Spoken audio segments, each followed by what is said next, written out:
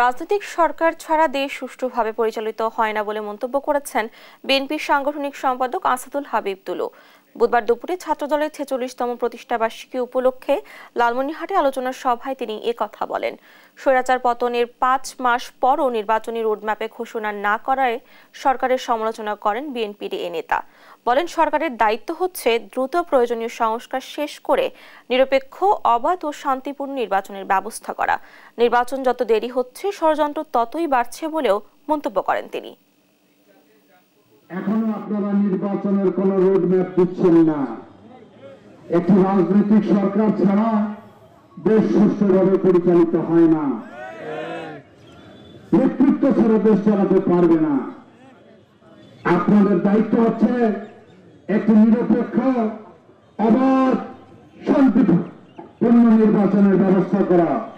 সেই ব্যবস্থা আপনারা করেন, যতটুকু সংস্কার করা দরকার করে ফেলেন। যদিও জাতির সংস্কারের বড় ধরনের প্রয়োজন, তারা যারা জনগণের ম্যান্ডেট পাবে তারা সেই সংস্কারের কাজে হাত দেবে।